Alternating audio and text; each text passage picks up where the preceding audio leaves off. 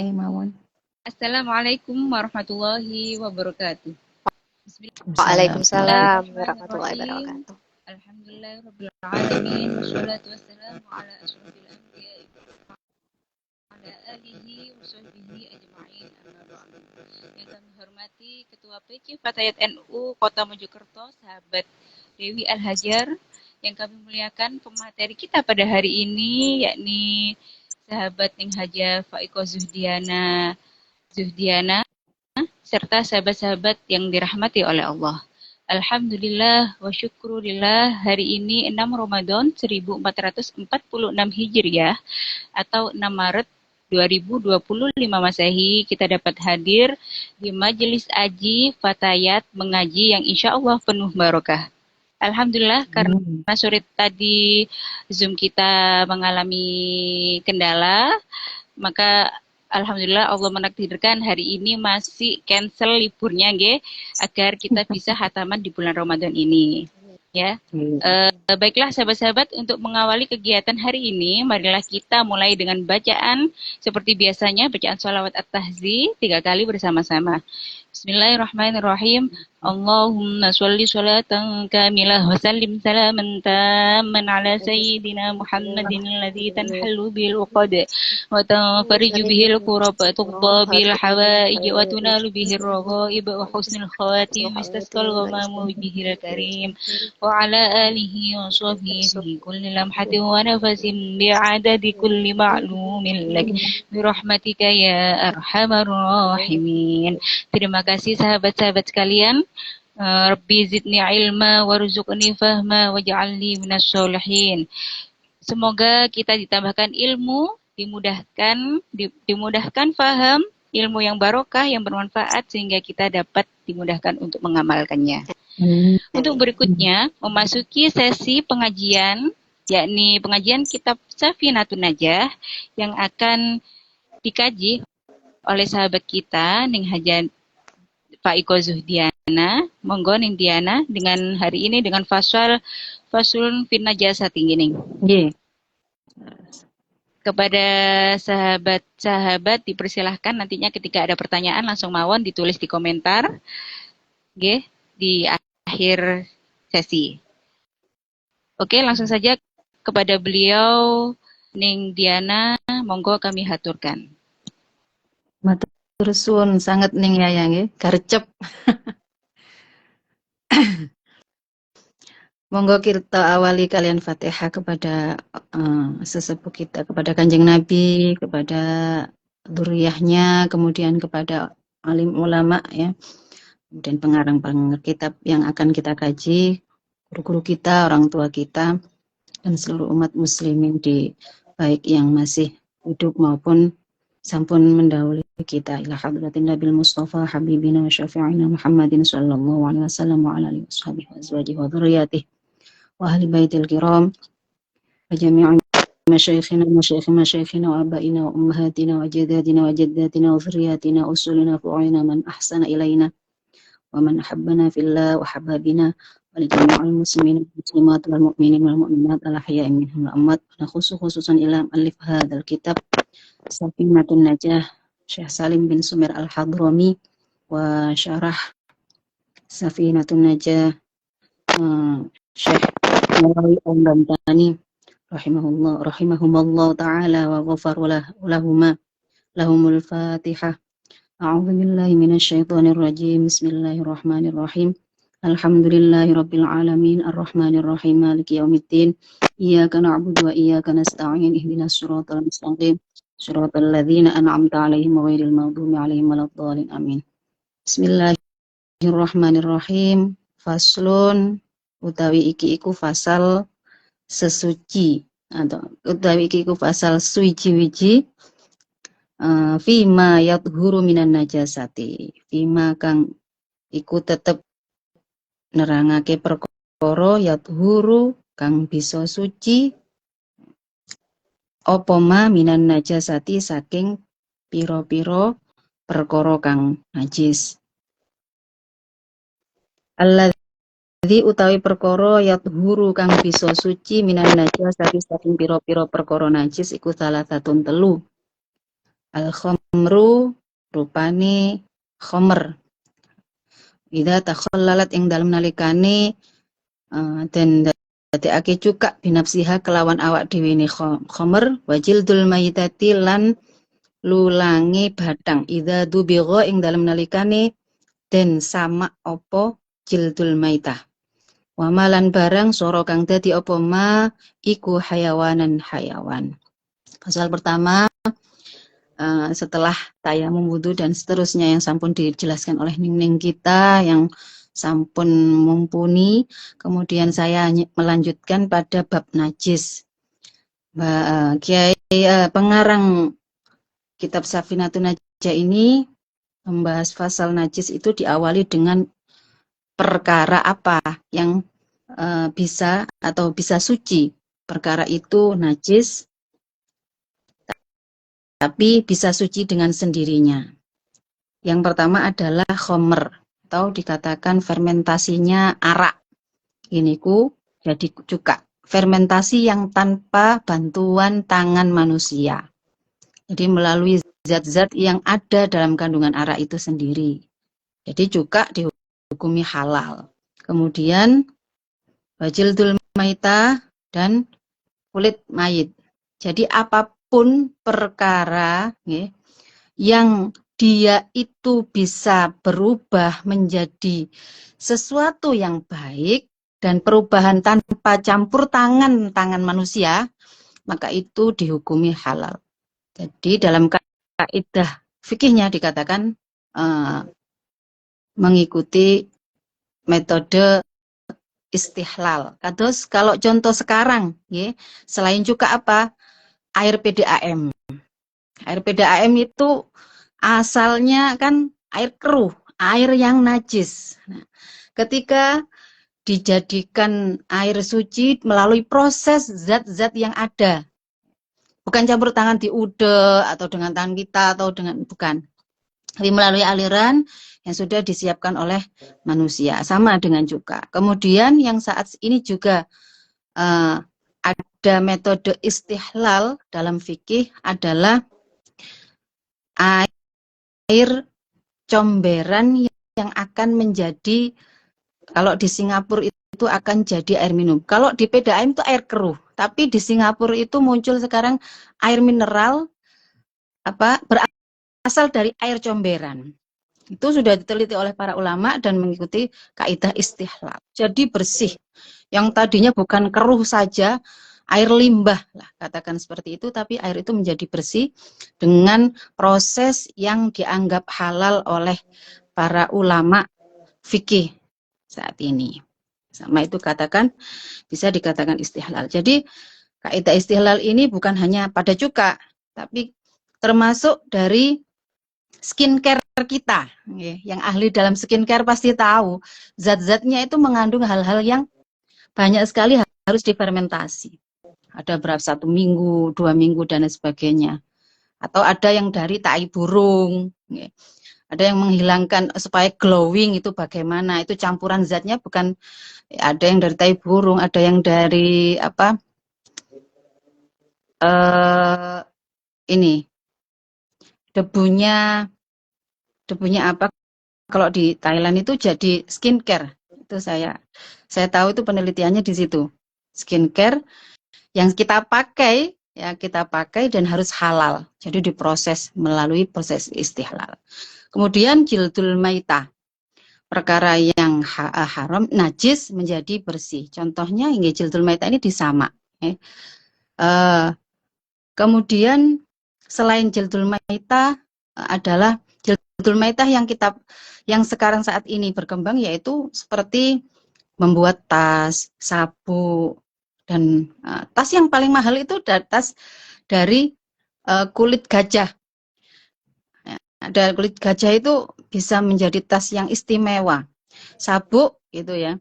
Apa bedanya? Kata si empunya kulit, kalau memakai kulit hewan gitu, maka keawetan dari barang itu bisa terjamin.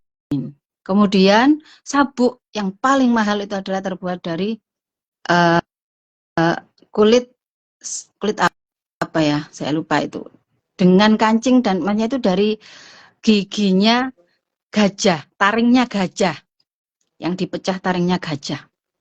Nah, itu maitah itu bisa suci ya dengan cara disamak, baik itu berupa bangkai, kulit ataupun dari sekitar tubuh manusia. Ini masuk dalam kategori ini, kata Imam Nawawi menjelaskan bahwa termasuk dari maitah adalah seperti hewan yang hanya diambil hal yang perlu. Kayak di Australia itu diambil bulunya saja. Kambing dimasukkan mesin serut, diambil bulunya, dipakai syal. Karena dingin, kalau pakai kulitnya kambing itu lebih dingin. Kemudian sapi, ya, sapi itu diambil buntutnya sapi, itu ya. Itu bisa jadi sisir yang paling baik untuk rambut atau dipakai wig di Australia itu. Maka itu diproses. Nah, seperti itu termasuk dari maitah. Apa-apa yang kita pakai sekarang saat ini, bahkan yang lebih mahal itu, bisa jadi itu dari maitah. Dan kehalalan dari apa-apa yang ada di sekitar kita itu harus kita perhatikan sebagai partisi atau sebagai orang yang berada di naungan organisasi fatayat, ya, otomatis harus tahu. Wama soro hayawanan, dan sesuatu yang timbul dari hewan. Contohnya seperti kotoran sapi itu tiba-tiba muncul zat yang bisa menyuburkan tanah. Dan tanah itu nanti kita tanami pohon. Atau kotoran sapi bisa mengeluarkan ulat. Yang ulat itu mampu menyehatkan burung. Nah, atau mau menyehatkan menjadi vitamin dari burung. Vitamin dari ikan ternak kita, yang nanti ikannya kita makan. Seperti itu, sehingga perkara-perkara yang timbul dari hewan, kemudian dari kulit, dan khomer yang sudah berubah, atau apapun air yang sudah berubah dengan proses istihlal, dengan proses yang dihalalkan, berarti disyaratkan oleh Imam Nawawi itu tanpa ada campur tangannya manusia. Bukan kalau memasukkan zat itu beda lagi. Kemudian najis di sini ya, faslun utawi kiku fasal fi aksamin najasati kang tetep ing dalem piro-piro tumtumani najis. An najasatu utawi piro-piro najis iku salatun telu, rupane mughalladatun najis mughalladah, wa mukhaffafatun lan najis mukhaffafah, wa mutawassitatun lan najis mutawassithah. Al-mughalladatu tawi najis mughalladah iku najasatul kalbi, najise asu, wal khinzir lan celeng, wa far'i ahadihima lan anake salah sijine kalbun wa khinzir. Wal mukhaffafatu tawi najis mukhaffafa iku baulus sobi, uyuhe bocah cilik alladzi lam yat'am kang durung mangan sapa sobi ghairal laban selaine laban, walam yablugh lan ora tumeka sapa sobi al haulaini ing 2 taun. Wal mutawassithatu lan utawi najis mutawassithah iku sairun najasati sekirane piro-piro najis. Kemudian najis sendiri itu terbagi 3, ada mughalladhah, ada mukhaffafah, dan mutawassithah. Di sini beliau Musharif mengatakan mughalladhah itu najis anjing, okay. Anjing apapun jenisnya, anjing yang diliarkan, anjing yang dipakai untuk menjaga rumah, semuanya itu najis. Maka siapa saja yang misalnya punya tetangga dijak rewang atau bagaimana punya anjing, maka pulang ke rumah segera ganti pakaiannya, kemudian sucikan dengan seperti mensucikan najis mughalladhah. Karena bisa jadi tempat-tempat yang ada di sekitarnya itu juga disentuh oleh anjing. Walaupun dalam kaidah usulnya itu dikatakan ketika kita tidak melihat najis itu maka hukumnya seperti tidak najis. Hukum asal tidak najis. Pokoknya mengikuti pada hukum asal. Kalau kita misalnya melihat bak kemudian di jauh sana agak 500 meter ada anjing. Kira-kira bak itu ada air, sampean sudah berpikiran bahwa pernah disinggahi anjing atau enggak? Pasti kita berpikiran itu, tapi hukum asal air yang ada di bak itu adalah suci. Atau begini, contohnya kamar mandi. Nah, kamar mandi itu yang masuk bukan kita saja, ada anak kita, orang tua kita. Nah, kemudian karena saking takutnya kalau masuk kamar mandi, nggih, jangan cenceng sampai ndukur, goyangi kabeh pinggir-pinggire, kaku digoyangi suci kabeh baru sampean pipis. Itu ya boleh. Itu ya boleh, memang berhati-hati. Tapi kalau dalam fikih ya, fikih Syafi'i itu hukum asal tidak najis. Kita mengikuti hukum asal. Jadi kalau misalnya kehujanan, sampean punya roknya teles, nggih. Terus kemudian mampir musola, sholat, hukum asal nggak najis. Tanah itu nggak, jangan berpikiran, iku mau tanahnya ono teleke ta gak yo. Iku mau sing tonggo, aku mau ditelek, paling duwe ayam, paling telek nang dindi dan lain sebagainya. Itu kalau sudah seperti itu maka dikatakan syak, ada keraguan. Kembali lagi ya, bahwa hukum asal tanah itu suci, air hujan itu suci, gitu. Supaya tidak memberatkan dalam melakukan ibadah. Najis kalb ya, nah, itu harus disucikan dengan pinten 7. Nanti ada di bawah. Kenapa kalbun? Kalbun yang nanti dikatakan wujudnya itu disucikan oleh Allah adalah kalbunnya Ashabul Kahfi. Dalam kitab beliau Syekh Nawawi Al-Bantani dikatakan anjing yang dianggap suci nanti ketika di akhirat. Nanti ketika di akhirat adalah anjingnya Ashabul Kahfi. Kemudian khinzir. Yang pertama kalbun, kenapa kedua khinzir babi? Karena babi itu diingu. Kalau anjing boleh diambil manfaatnya, yaitu untuk menjaga rumah, untuk mencari, melacak pembunuh dan sebagainya, itu bisa diambil manfaatnya. Tapi kalau khinzir itu sudah nas hurimat alaikumul maitatu waddamu walahmul khinziri, bukan walahmul kalbi, walahmul khinziri. Kenapa? Karena intifa tidak ada, mengambil manfaat dari babi itu tidak ada. Terus dari ujung kulit sampai kuku, sampai gigi, sampai darah, dan apa yang keluar dari babi itu semua haram. Dan tidak ada kemanfaatan. Namun kenapa diciptakan oleh manusia, oleh Allah? Sebab babi itu untuk menguji manusia bagaimana manusia bisa menghindar dari hal yang diharamkan Allah. Ada satu penelitian yang dikatakan bahwa ada skincare itu, bukan skincare, obat paru-paru itu ada yang harus dicampur dengan minyak babi supaya terlihat, supaya rontok apa? Biasanya kalau paru-paru itu kan merontokkan basahnya paru-paru, gitu ya. Itu ada yang seperti itu. Kemudian ada skincare itu harus dengan minyak babi, dengan unsur berapa persen. Ada yang dokter mengatakan nggak apa-apa gitu. Tapi babi itu sudah dinas Al-Quran. Nggak apa-apanya ya nggak apa-apa. Kayak ngeten mawon dikatakan. Sekarang itu banyak orang bisa USG, ya. USG. Sedangkan iddah itu adalah untuk melihat bahwa kandungan orang yang ditinggal mati atau cerai itu kosong, tidak ada anaknya. Ada yang tanya, kan sekarang ada USG, malah sampai berapa G gitu. Sampai ketok irungnya, ketok segala macam ya. Terus pasti ketok bahwa dia punya anak tangga. Saya mati, suami saya nanti cerai, saya langsung USG kosong, saya boleh nikah lagi, Bu, gitu. Itu berarti apa? Melanggar perintahnya Allah. Sama, itu adalah ujiannya manusia. Apakah dia tetap terus mengikuti syariat Allah atau mengikuti tren. Jadi tetap masih ada iddah. Alasan iddah itu bukan hanya untuk melihat kekosongan rahim. Sama halnya alasan mengharamkan babi itu bukan bersifat bahwa babi sekarang ada manfaatnya untuk obat, untuk segala macam, untuk obat bius.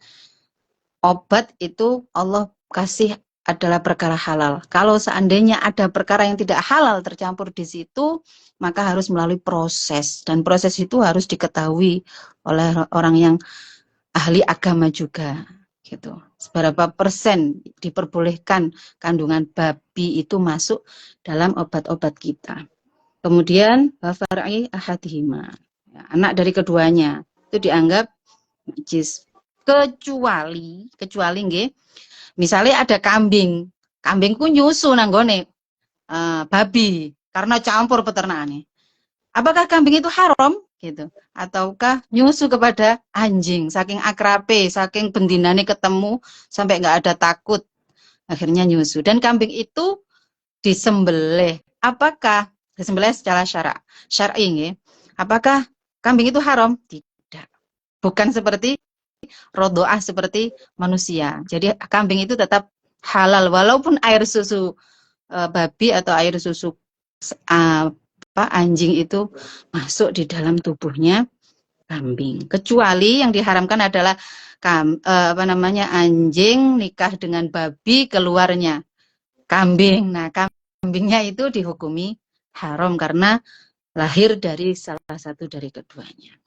Kemudian najis mukhaffafa. Wal mukhaffafatu utawi najis mukhaffafa iku baulus sobi alladzi yat'am tadi nggih. Mukhaffafa ini adalah najis yang ringan seperti kencingnya anak bayi laki-laki dengan catatan laki-laki nggih, yang belum makan, hanya minum laben, susu. Susu di sini di zaman sekarang itu sedikit ibu menyusui. Banyak susu kaleng ya. Apakah susu kaleng itu masuk dalam kategori susu seperti air susu ibu? Sebagian ulama mengatakan tidak masuk karena kandungan antara ASI dengan susu kalengnya ini berbeda. Tapi sebagian ulama itu mengatakan sama, yang penting air susu, bukan murni karbohidrat atau di tulang pisang katakan gitu, atau di tulang nasi yang diulet. Nah, itu sudah tidak, sudah air kencingnya bukan najis mukhaffafah lagi. Dengan syarat itu, ya. Kalau susunya susu enggak apa-apa, asal bayi laki-laki, ya. Bayi laki-laki. Jadi ada dua pendapat tadi. Boleh mengambil yang saya berhati-hatilah, anak saya minum susu kaleng, jadi tidak saya anggap mukhaffafah, saya anggap mutawasithah, boleh. Atau alah gampang karek di pure dikepir ngene wong arek lanang gitu, saking capeknya ikut pendapat yang satunya boleh. Dengan syarat juga, dengan syarat tidak ada bau, tidak ada bentuknya, tidak ada warnanya. Jadi di sini kadang mukhaffafah itu dianggap iman. Pokoknya uyuhe bayi lanang, mukhaffafah gampang dikecrut-kecrut no banyu. Tidak, harus ainunnya tidak ada, rihunnya tidak ada, bentuk dan itunya tidak ada. Baru itu dikatakan najis mukhaffafah. Kalau ada bentuk, atau ada sisa seperti bau yang enggak enak, ya tetap kita kategorikan najis mutawasithah. Kemudian yang najis tawasithah adalah sairun najasat. Najis-najis yang lain dikatakan najis mutawasithah. Kemudian fi izalatin najasa. Bagaimana cara menghilangkan najis al-mughalladah, ya? Faslun fi izalatin najasa. Pasal ini menerangkan tentang menghilangkan najis. Al-mughalladzatu tawi najis mughalladah iku tadhuru bisa suci apa mughalladah bisa ba'in ghalazo salatin kelawan itu piro-piro wasuhan ba'da izalati ainiha ing dalam sausi ngilangi kahanani mughalladah ihdauna ing salah sijine sab'u ghasalat biturabin kelawan debu. Sini jenengan sudah tahu cara mughalladah itu gimana. Salah satu dari basuhannya dikasih dengan debu. Nah, yang belum tahu ini ada 3 cara. Imam Nawawi mengatakan ada 3 cara. Yang pertama, kados jenengan biasanya tahu, air dicampur dengan debu. Yang sebelumnya harus kahanan atau bentuknya hilang, baunya hilang, kemudian sisa pokoknya sudah nggak ada bau lagi, nggak ada kayak bercak atau apa, sudah bersih, baru kita mengambil hitungan 7. Dengan salah satu 7 tadi dicampur dengan debu. Atau cara yang kedua, debu dicipratno nanggone, prok prok prok prok, terus diguyur air. Itu sudah suci. Atau cara yang ketiga, air dulu bruk, air biar baru debu sampean siratno. Itu bisa. Jadi ada 3 cara. Terserah jenengan pengen patus yang bagaimana. Pokoknya ketika kahanannya atau bentuknya sudah bersih ya, kemudian baru ada hitungan 1 sampai 7. Bukan 1 itu pertama diguyur, kedua wis ping 7 kok, bukan. Harus bentuknya, baunya, kemudian rasanya itu sudah kita anggap hilang. Baru kemudian dianggap suci. Wal mukhaffafatu tawi najis mukhaffafa iku tadhuru bisa suci birosyil ma'i kelawan nyipratake banyu alaiha ing atase ma'al ghalabati serta nglindih ya. Nglindih itu dalam arti seluruh yang terkena kencing najis itu bisa tercakup. Misalnya diameter berapa itu jangan sampai kurang dari itu. Misalnya kok sampai ragu-ragu ada nyiprat ke sana gitu. Ada selimut tebal, misalnya kasurnya dikasih selimut tebal panjang, kemudian dia pipisnya di tengah-tengah, diciprati saja tapi ada yang belum kena, kemudian itu masih dianggap najis. Kemudian wa izalati ainiha lan ngilangi kahanane mukhaffafah. Sebelumnya dihilangi dulu ya. Kalau sulit dihilangi ya harus dicucikan dengan najis mutawasito, seperti najis mutawasito gitu. Wal mutawasito utawi najis mutawasito iku tangqosimu den bagi apa mutawasito ila qismaini maring rong bagian. Ainiyatun rupa bangsa kahanan wa hukmiyatun lan bangsa hukmiyah. Al-ainiyatu utawi najis ainiyah iku allati najis laha kang iku tetep kalaha kang iku keduwe najis launun utawi warna warihun lan ambu wa ta'mun lan rasa. Fala buddha mongko wajib min izalati launiha wa rihiha wa ta'miha. Min izalati launiha saking ilangi warnane, rihiha lan ambune wa ta'miha lan rasane. Semua harus dihilangkan dulu baru mensucikan. Ngoten nggih. Wal hukmiyah lan najis hukmiyah iku allati najis la launa ora ono kang ora ono werna iku maujud, wala rihalan ora ono ambu iku maujud, wala ta'malan ora ono rasa iku maujud lah kedue alati yakfi kan nyukupi sira jaryul ma'i miliake banyu alaiha ing atase alati. Kalau itu hukmiyah ya enggak ada bau apa-apa, kemudian enggak ada bentuk apa-apa, tapi itu tadi najis, misalnya mari diinjak terkena injakan ayam. Yang ayam itu enggak di situ, cuma lewat. Kita ragu-ragu, nah, itu najis hukmiyah. Cukup dihilangkan dengan guyuran, ya. Guyuran. Di sini dikatakan ada guyuran version yang mukhaffafah itu ada masun, ya, membasuh. Ada yang nyipratno, ada wakilah ulama mengatakan dibasuh. Kalau basuh mashun itu kayak membasuh, mengusap kepala. Jadi air blok seret gitu. Tapi tangan kita sudah najis. Kayak kemarin kata Neng Uswa, kalau di pesawat ada debu, ada, tapi kok nek sampean tempel plek CC, sing mari sampean tempel itu najis.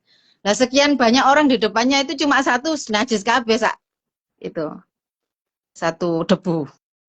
Makanya tidak ada dikatakan ada debu di pesawat itu menurut ulama itu karena satu bangku di hadapannya dipakai najis, ketika kita tempelkan tangan kita plek, itu kita harus pindah dari arah debu sini, harus berpindah ke sini. Karena sini tadi sudah najis. Debunya sudah najis. Sama halnya ketika variation itu ya, kita cipratkan, kita lihat sudah nggak ada bentuk, kita ciprati, kita tunggu kering. Kering baru itu sudah suci. Ini kalau misalnya karpet, nggih, ada najis, kita hilangkan dulu. Jangan ojo diconjong tengah-tengah dikerowojok, karpet meneh diuyui meneh ambek anake.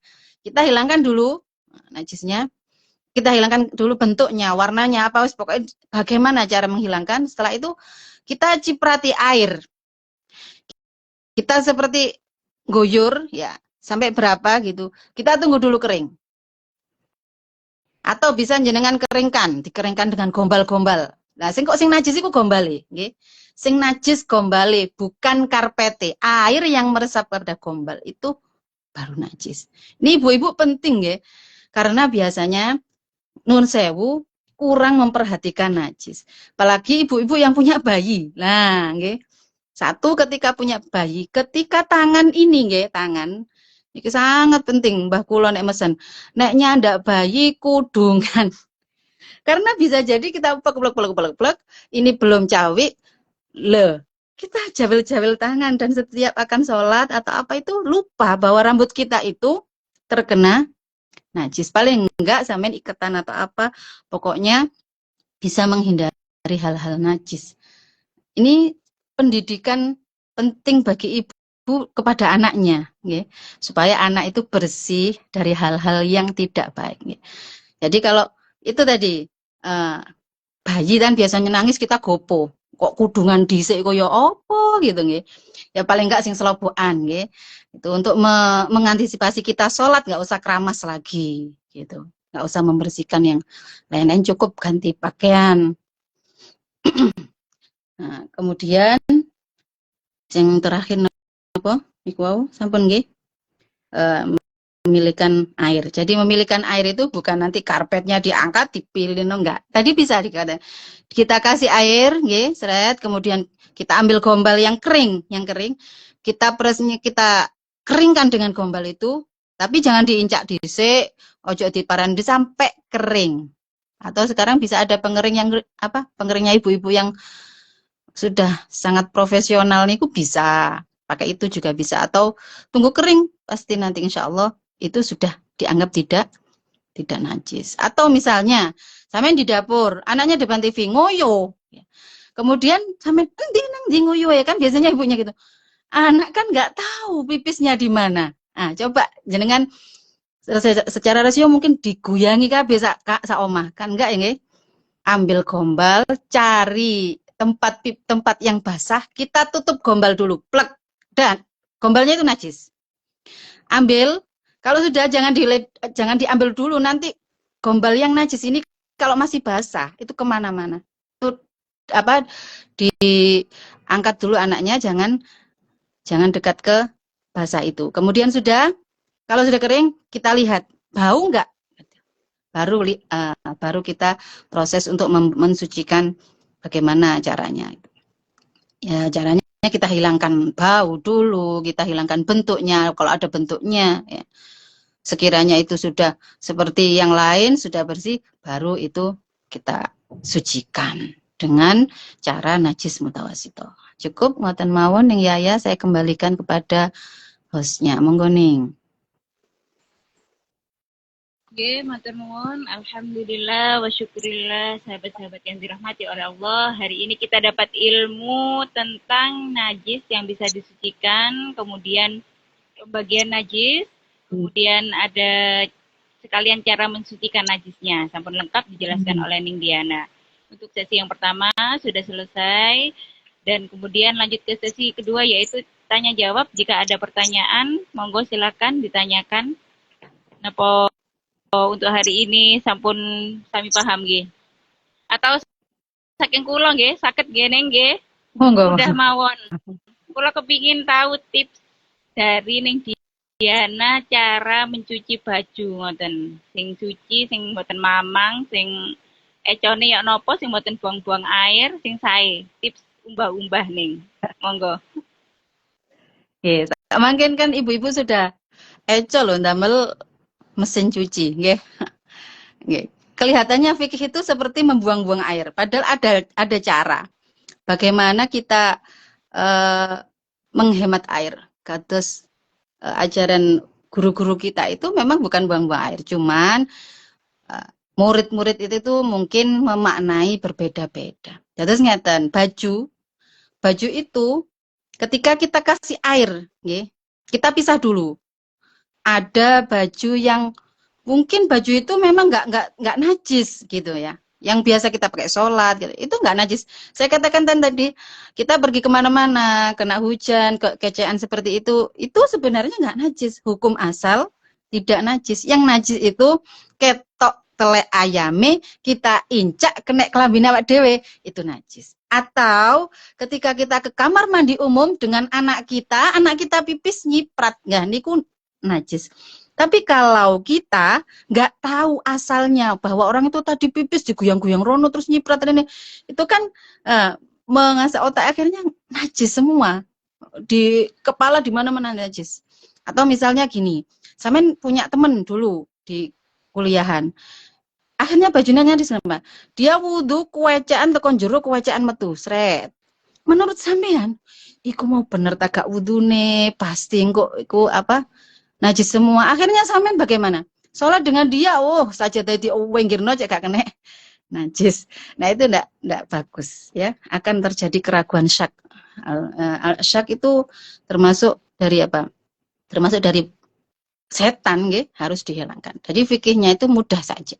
Kalau kita lihat itu najis berarti najis. Kalau kita tidak lihat kita komik.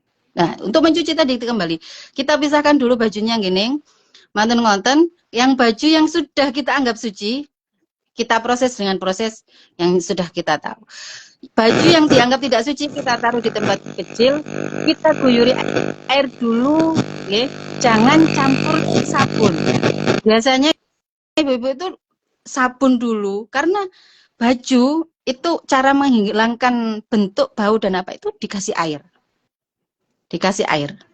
Baru setelah air, kalau pengen kita lihat bajunya seberapa, jangan baju sedikit tapi embernya sak gawede ngene lasaken banyu niku nggih. Kecuali nek enggak ada sumur, mboten napa-napa dicekur-cekurna sumur niku, mboten napa-napa.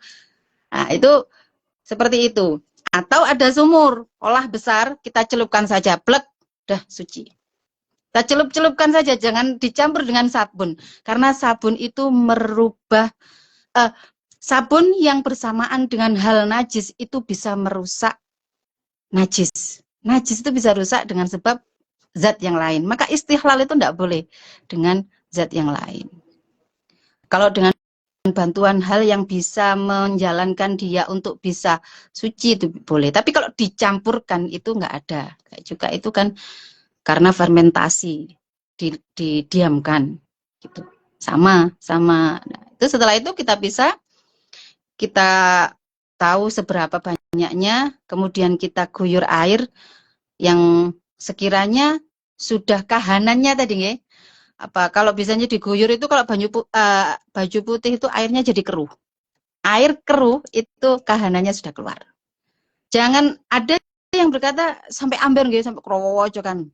Enggak begitu. Kita kasih air, kita hilangi kotoran, kita saring. Kemudian boleh kita baru boleh mensucikannya. Asal airnya mengalir. Mengalir nggih. Contoh sampean bake dimeringno nggih terus digerujuk, sekiranya sudah keluar sudah. Enggak usah dibok sampai muamber mboten. Jenengan iringno, dikai keran, niki sudah mengalir, sudah cukup untuk menghemat air. Niku nggih. Atau kalau yang berhati-hati sangat itu, ada yang dulu itu ngajar ya, dikerujuk sujud diumbah siji itu kan menghabiskan waktu. Menurut saya gitu, ada air tadi sudah dipisah, baknya rodok diiringno, keran dibuka, otomatis kan ada ngerojok nggih. Nah niku sudah suci. Baru kita campur dengan yang tadi sudah kita yakini suci. Ngoten ning. Insyaallah.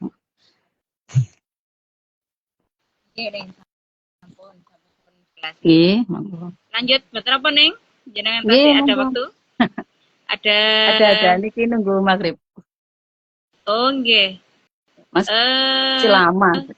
Nggih. Ini ada pertanyaan di chat Neng. Jangan saya ketinggali nggih. Yang pertama dari sahabat Solihah Hasna, maksudnya kencingnya di tengah-tengah. Napa niki wau pertama? Di tengah karpet. Nggih. Oh, di tengah-tengah karpet. Oh, nggih. Di tengah-tengah karpet, kencingnya dikeringkan dulu, terus cara mencuci karpetnya terus pundi. Oh, nggih. Lah nggih. Nggih, kata sing ragu niki nggih. Monggo kula ulangi malih, apalagi yang punya anak-anak kecil niki pun. Karpet yang sudah kena niku wau, nggih.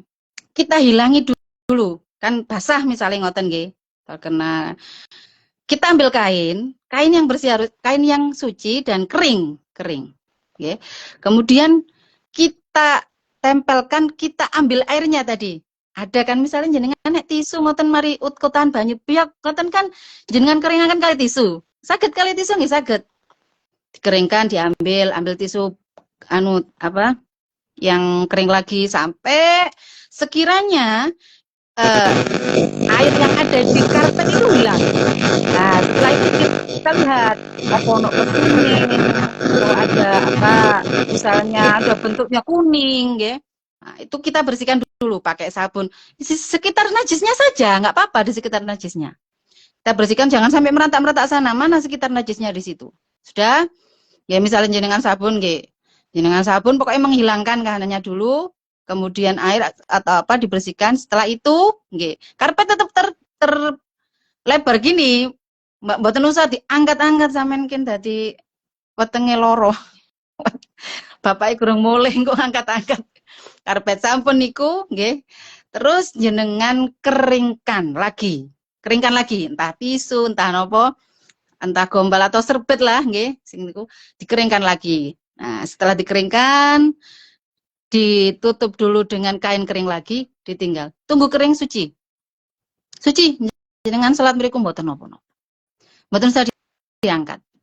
Itu ada di kitab Kasyifatus Saja. Nek jenengan ngoten niku wonten carane. Itu namanya menghilangkan kahanan najis mutawasito. Jadi mutawasito itu enggak harus mengguyur. Apakah tadi prosesnya mengalir, Neng? Kan tadi cuma diperus-perus diambil. Mengalir itu kita ambil airnya, bukan mengalir. Kita ambil itu sama halnya kita mengambil air di kolah, di apa? Di jedingan ngoten nggih. Nah, lo mengambil itu kan sudah mengurangi najis. Baru setelah kalau kering jenengan tambahi parfum nggih jenengan semprot. Cek gak puas nggih jenengan kayak multo napa sing semprot maneh mboten napa sampai sak wangine nggih mboten napa-napa. Karena yang sudah kering tadi sudah dianggap suci. Kecuali bercampur dengan tai cicak. Nah, niki biasanya pojok-pojok karpet niki wonten tai cicak. Itu tai cicaknya dihilangkan dulu. Kalau kering diambil dengan tisu. Kalau basah nggih diambil dengan tisu. Kalau kering itu memang ada wakilah dikatakan itu sudah nggak najis, tapi kita berhati-hati tetap kita ambili, kemudian kita suci. Ini caranya gampang. Gombal ditelesi dicek sudah suci. Betul sama ngepelket pojok lawang sampai toko. Cuma kalau masih basah, empun ditempeli kaki dulu. Nanti kakinya najis. Tunggu sampai kering. Sama karpet niku jangan di jalan dulu sampai nunggu karpetnya kering. Kecuali pipisnya kuwata sampai basah kabeh ngoten baru jenengan cuci. Itu kan memberatkan nggih. Kalau hanya sekitar berapa senti 30 kali 30 atau 100 kali 100 senti kan masih kita bisa 100 niku kadang nggih. 60 senti sajalah nggih. Biasanya kan pipis mboten sampai ke sana-sana. Pun ngoten. Terus mboten usah dijunjung karpet nggih. Memberatkan. Mboten usah digrojoki. Sekarang karpet kan tebel-tebel, mboten usah. Nanti satu waktu dibersihkan, disucikan. Satu waktu kalau lagi tapi mboten suci nih. Suci saya katakan tadi tetap suci karpetnya nggih karena sudah melalui proses pengeringan. Tapi ketika basah wau dengan bersih ini kumpul sampai ada orang yang menginjak dan membawa kemana-mana itu najis.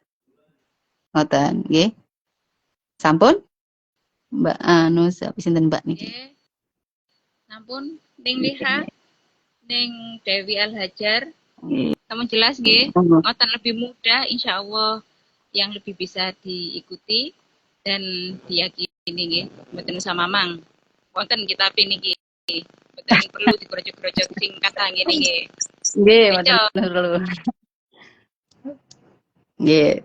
Tapi ketah ngertos nggih riyen nggih niku kitab. Kadang orang kan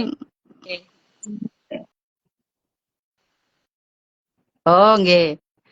Nggih, niku dereng semerap kitabe ning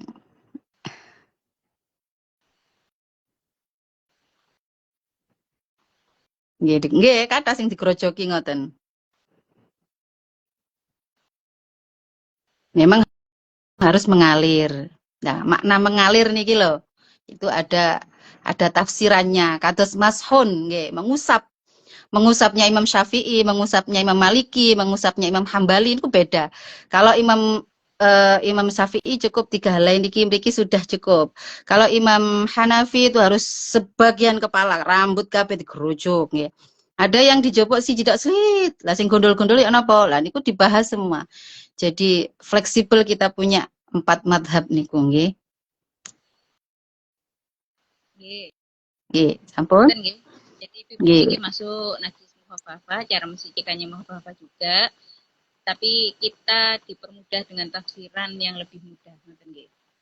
Nggih. Sampun nih. Sampun? Nanten wonten malih? Nggih. Sak mangkin sudah jam 21.07. Sampun nggih. Tadi saya janjinya sampai jam 21.00. Alhamdulillah masih betah. Sebenarnya masih betah nggih, tidak mau mengakhiri karena masih ingin sekali sharing-sharing banyak hal.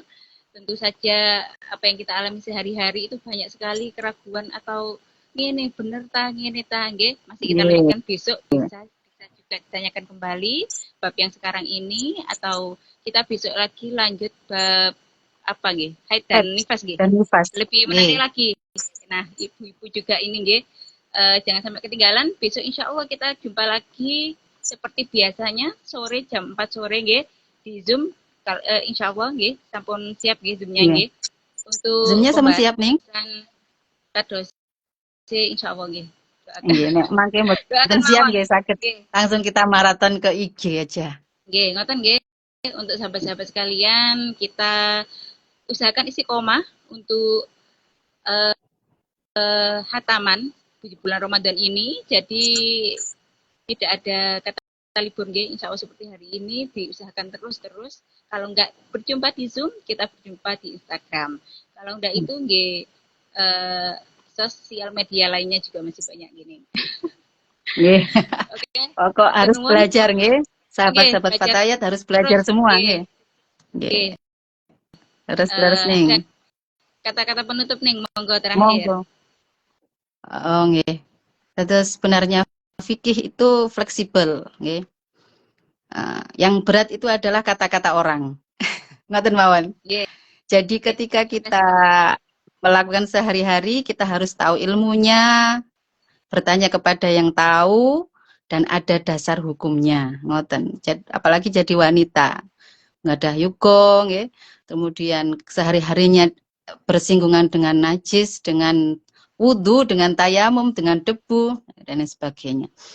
Nanti insya Allah kitab niki mentes dan banyak manfaatnya untuk kita. Sampun, ngoten mauning Yaya.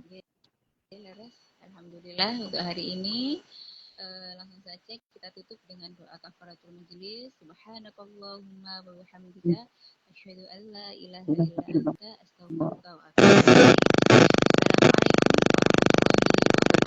Assalamualaikum warahmatullahi wabarakatuh.